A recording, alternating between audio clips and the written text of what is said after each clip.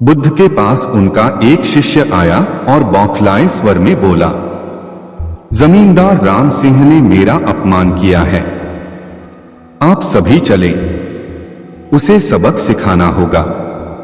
बुद्ध बोले, प्रियवर, सच्चे बौद्ध का अपमान करने की शक्ति किसी में नहीं होती। तुम इस बात को भुला दो। जब प्रसंग भुला दोगे तो अपमान कहां बचा रहेगा। शिष्य ने कहा, उसने आपके प्रति भी अपशब्दों का प्रयोग किया था। आप चलिए तो सही। आपको देखते ही वह शर्मिंदा हो जाएगा और क्षमा मांग लेगा।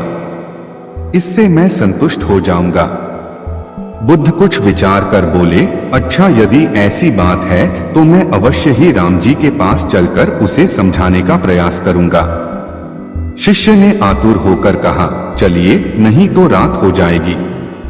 बुद्ध ने कहा, रात आएगी तो क्या, रात के पश्चात दिन भी तो आएगा। यदि तुम वहां चलना आवश्यक ही समझते हो तो मुझे कल याद दिलाना, कल चलेंगे। दूसरे दिन बात आई गई हो गई। शिष्य अपने काम में लग गया और बुद्ध अपनी साधना में लीन हो गए। दोपहर होने पर बुद्ध ने शिष्य से पूछा, आज राम जी के पास चलना है। शिष्य ने कहा, नहीं, मैंने जब घटना पर फिर से विचार किया तो मुझे इस बात का आभास हुआ कि भूल मेरी ही थी। अब राम जी के पास चलने की कोई जरूरत नहीं है। बुद्ध ने मुस्कुराकर कहा, अगर हम तुरंत प्रतिक्रिया देने से बचें तो हमारे भीतर की कटुता समाप्त हो जाती है। शिष्य बुद्ध का आशय समझ उनके प्रति नतमस्तक हो गया। एक लड़का अत्यंत जिज्ञासु था। जहां भी उसे कोई नई चीज सीखने को मिलती वह उसे सीखने के लिए तत्पर हो जाता। उसने एक तीर बनाने वाले से तीर बनाना सीखा, नाव बनाने वाले से नाव बनाना सीखा, मकान बनाने वाले से मकान बनाना सीखा, बांसुरी वाले से बांसुरी बनाना सीखा। इस प्रकार वह अनेक कलाओं में प्रवीण हो गया। लेकिन उसमें थोड़ा अहंकार आ गया। वह अपने परिजनों व मित्रों से कहता, इस पूरी दुनिया में मुझ जैसा प्रतिभा का धनी कोई नहीं होगा। एक शहर में गौतम बुद्ध का आगमन हुआ। उन्होंने जब उस लड़के की कला और अहंकार दोनों के विषय में सुना तो मन में सोचा कि इस लड़के को एक ऐसी कला सिखानी चाहिए जो अब तक की सीखी कलाओं से बड़ी हो। वे भिक्षा का पात्र लेकर उसके पास गए। लड़के ने पूछा, आप कौन हैं? बुद्ध बोले, मैं अपने शरीर को नियंत्रण में रखने वाला एक आदमी हूं। लड़के ने उन्हें अपनी बात स्पष्ट करने के लिए कहा। तब उन्होंने कहा, जो तीर चलाना जानता है वह तीर चलाता है, जो नाव चलाना जानता है वह नाव चलाता है, जो मकान बनाना जानता है वह मकान बनाता है, मगर जो ज्ञानी है वह स्वयं पर शासन करता है। लड़के ने पूछा, वह कैसे? बुद्ध ने उत्तर दिया, यदि कोई उसकी प्रशंसा करता है तो वह अभिमान से फूलकर खुश नहीं हो जाता, और यदि कोई उसकी निंदा करता है तो भी वह शांत बना रहता है। ऐसा व्यक्ति ही सदैव आनंद में रहता है। लड़का जान गया कि सबसे बड़ी कला स्वयं को वश में रखना है। कथा सार यह है कि आत्मनियंत्रण जब सध जाता है तो संभाव आता है, और यही संभाव अनुकूल प्रतिकूल दोनों स्थितियों में हमें प्रसन्न रखता है। तथागत बुद्ध उन दिनों मगध प्रवास पर थे। साथ में शिष्यों का बड़ा समूह भी था। प्रतिदिन बुद्ध के प्रवचन होते, जिनका लाभ लेने के लिए बड़ी संख्या में लोग आते। इन लोगों में साधारण जन के साथ विशिष्ट हस्तियां भी शामिल रहती थीं। हालांकि बुद्ध सभी के प्रति समान रूप से प्रेम व आत्मीयता का व्यवहार रखते थे। इन लोगों में नगर सेठ का पुत्र भी था, जो बड़े ध्यान से बुद्ध के प्रवचन सुनता था। वह नित्य ही बुद्ध के शिष्यों के समक्ष बुद्ध की तारीफों के पुल बांधता और धन्य धन्य भाव से घर जाता। एक दिन प्रवचन समाप्त होने के बाद उसने किसी शिष्य से कहकर बुद्ध से मिलने की हार्दिक इच्छा प्रकट की। जब उसे बुद्ध के सामने ले जाया गया तो उसने उन्हें साष्टांग प्रणाम कर कहा, भगवान, आप जैसा तपस्वी और ज्ञानी व्यक्ति पहले न कभी हुआ था और न भविष्य में होगा। यह सुनते ही बुद्ध ने उसकी बात बीच में ही रोककर कहा, वत्स, क्या तुमने इतना अध्ययन कर लिया है कि अब तक कितने संतमहा पुरुष हुए हैं? और क्या भविष्य भी जान चुके हो कि आगे और कोई नहीं होगा? युवक लज्जित भाव से चुप खड़ा रहा, क्योंकि इस बात का उसके पास कोई जवाब नहीं था। बुद्ध ने अपनी बात समाप्त करते हुए उसे सीख दी, सदैव अपनी आंखें खुली रखो। जो जैसा है उसे वैसा ही महत्व दो। किसी से उसकी तुलना मत करो। कथा का सार यह है कि किसी भी क्षेत्र के अधिकारी विद्वान की स्वतंत्र रूप से प्रशंसा करना उचित है, किंतु सर्वश्रेष्ठ बताना अनुचित, क्योंकि श्रेष्ठता को व्यक्ति, समय व स्थान की सीमाओं में नहीं बांधा जा सकता। गौतम बुद्ध ने सालों पहले गुमथा गांव में रहने वाला एक किसान काफी दुखी था।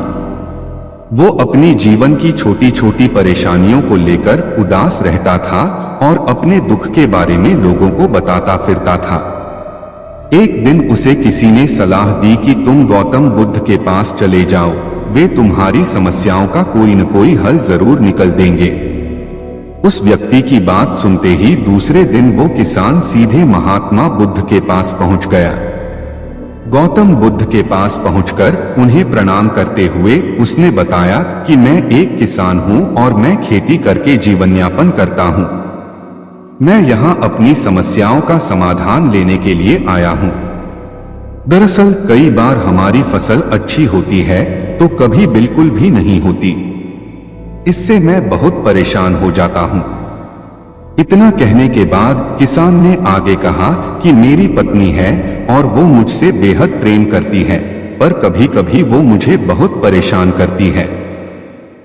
उससे मैं तंग आ गया हूं और कभी कभी लगता है कि अगर वो मेरे जीवन में नहीं आती तो मैं कितने अच्छे से रहता। इस तरह वह अपनी सारी परेशानियां महात्मा बुद्ध को सुनाता रहा और वो उसकी बातें सुनते रहे। जब तक किसान बात कर रहा था तब तक गौतम बुद्ध एक शब्द भी नहीं बोले। वो बस ध्यान से किसान की ही बातें सुन रहे थे। परेशानी बताते हुए किसान बोलता है कि मेरा एक बच्चा भी है। वो है तो काफी अच्छा, पर कई बार मुझे परेशान करता है और मेरा कहना नहीं मानता। उसके ऐसे व्यवहार से मुझे लगता है कि वो मेरा बच्चा नहीं है। ऐसा कहते हुए किसान अपनी सारी परेशानी को बताता गया। इस तरह किसान ने अपने जीवन का सब कुछ जो उसे सताता था और दुखी करता था वो गौतम बुद्ध को बता दिया। अब किसान के पास उन्हें बताने के लिए कुछ भी नहीं बचा और उसका मन काफी हल्का हो गया। महात्मा बुद्ध से सब कुछ कहने के बाद वो उनसे अपनी परेशानियों के समाधान की उम्मीद लगाए बैठ था। काफी देर तक गौतम बुद्ध के जवाब का इंतजार करने के बाद बेसब्र होकर किसान ने ऊंची आवाज में महात्मा बुद्ध से पूछा, क्या आप मेरी समस्याओं को लेकर कुछ नहीं कहेंगे? तब गौतम बुद्ध बोले, मैं तुम्हारी किसी तरह से भी मदद नहीं कर सकता। किसान ने महात्मा बुद्ध से ऐसे जवाब की उम्मीद नहीं की थी। वो उनका जवाब सुनकर हैरान हो गया। उसे अपने कानों पर भरोसा नहीं हो रहा था। उसने भगवान बुद्ध से पूछा कि ये आप क्या बोल रहे हैं? क्या आप मेरी समस्याओं का समाधान नहीं कर सकते? मैंने सुना है कि आप सभी की समस्याओं का समाधान करते हैं, तो मेरी समस्याओं का क्यों नहीं करेंगे? तब गौतम बुद्ध बोले, मैं तुम्हारी किसी तरह से भी मदद नहीं कर सकता। किसान ने महात्मा बुद्ध से ऐसे जवाब की उम्मीद नहीं की थी। वो उनका जवाब सुनकर हैरान हो गया। उसे अपने कानों पर भरोसा नहीं हो रहा था। उसने भगवान बुद्ध से पूछा कि ये आप क्या बोल रहे हैं? क्या आप मेरी समस्याओं का समाधान नहीं कर सकते? मैंने सुना है कि आप सभी की समस्याओं का समाधान करते हैं, तो मेरी समस्याओं का क्यों नहीं करेंगे? महात्मा बुद्ध को इतना कहकर किसान वहां से जाने लगता है। तभी उससे भगवान बुद्ध कहते हैं कि तुमने जो समस्याएं बताई हैं उनका मैं समाधान नहीं कर सकता, पर मैं तुम्हारी दूसरी परेशानी का निवारण कर सकता हूं। बुद्ध की बातें सुनकर किसान हैरान हो गया और बुद्ध से कहता है कि मैंने जो समस्या बताई उसके अलावा मुझे कोई और समस्या नहीं है, और है भी तो मुझे उसका ज्ञान क्यों नहीं है। बुद्ध उनसे कहते हैं कि आपकी समस्या यह है कि आप नहीं चाहते हैं कि आपके जीवन में किसी तरह की समस्या हो। खुद को किसी तरह की समस्या न हो, ये सोच रखना ही दूसरी समस्याओं का कारण बनता है। आपको यह स्वीकार कर लेना चाहिए कि हर व्यक्ति के जीवन में किसी न किसी तरह की समस्या होती है। ये सोचना छोड़ दो कि आप इस दुनिया के सबसे दुखी इंसान हो। ऐसे में तुम्हें यह सोचना छोड़ना होगा कि तुम्हारे जीवन में समस्या न हो, तभी तुम हर समस्या का आसानी से सामना कर पाओगे। बुद्ध की बातें सुनकर किसान उनके पैरों पर गिर गया और उनसे माफी मांगने लगा। वो समझ चुका था कि महात्मा बुद्ध उससे क्या कहना चाह रहे हैं। हमें अपनी छोटी छोटी परेशानियों के लिए किसी से शिकायत नहीं करनी चाहिए, बल्कि उन परेशानियों का खुद से सामना करना चाहिए। मोक्ष का मार्ग। एक दिन दोपहर के समय राजकुमार सिद्धार्थ वन में तपस्या कर रहे थे। उसी वन में एक गडरिया भेड़बकरियों को मारता पीटता वहां से गुजर रहा था। भेड़ों की दशा देखकर सिद्धार्थ ने गडरिये से पूछा, भाई तुम इन मूक प्राणियों को बुरी तरह मारते हुए कहां ले जा रहे हो? गडरिया बोला, आज राजा बिंबसार के महल में एक बहुत बड़ा यज्ञ हो रहा है, वहां इन सबकी बलि दी जानी है। मुझे वहां ठीक समय पर पहुंचना है, इसलिए मैं इन्हें लेकर राजा के महल जा रहा हूं। इतना कहकर गडरिया फिर भेड़ों को पीटता हुआ आगे बढ़ गया। सिद्धार्थ भी उसके पीछे पीछे राजा के महल पहुंच गए। जैसे ही बधिक ने बलि देने के लिए तलवार उठाई, दूर से आवाज आई, ठहरो, हिंसा मत करो। सब लोग साधु वेशधारी सिद्धार्थ को आश्चर्य से देखने लगे। सिद्धार्थ राजा के पास आकर बोले, राजन, यह कैसा यज्ञ है जिसमें मूक पशुओं का वध किया जा रहा है? इस यज्ञ के देवता कैसे हैं जो निर्दोष जानवरों के खून से ही प्रसन्न होते हैं?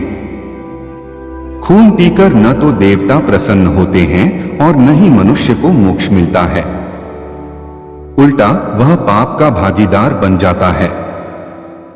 दीन दुखियों की निस्वार्थ सेवा, अहिंसा तथा धर्म हो मनुष्य के मोक्ष का द्वार है।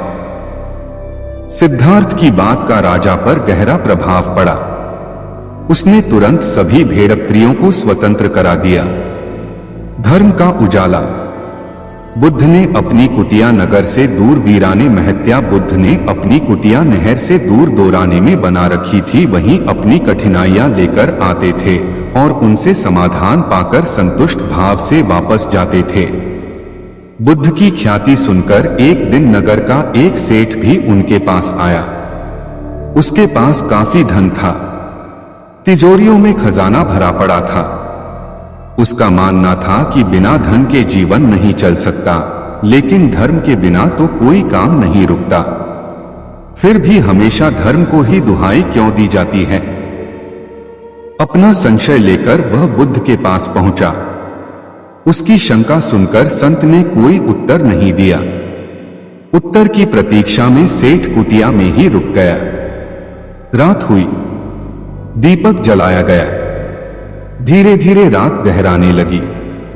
सेठ ने पूछा, तथागत, दीपक क्यों जल रहा है? मुझे उजाले में नींद नहीं आ रही है। यह और कब तक जलेगा? बुद्ध ने कहा, जब तक अंधेरा रहेगा। सेठ बुद्ध का मुंह देखने लगा।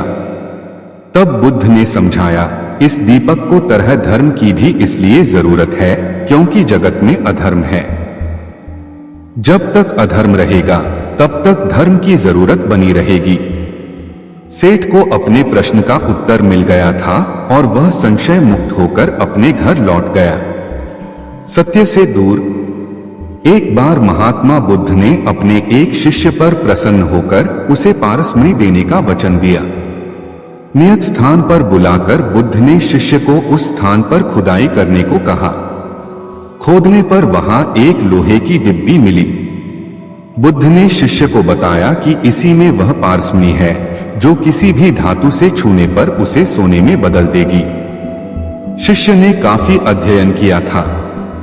उसने सोचा कि यदि डिब्बी में पारस पत्थर होता तो कम से कम यह लोहे की डिब्बी तो सोने की बन ही गई होती। इसलिए बुद्ध के विदा होते ही उसने वह डिब्बी बेकार जानकर फेंक दी।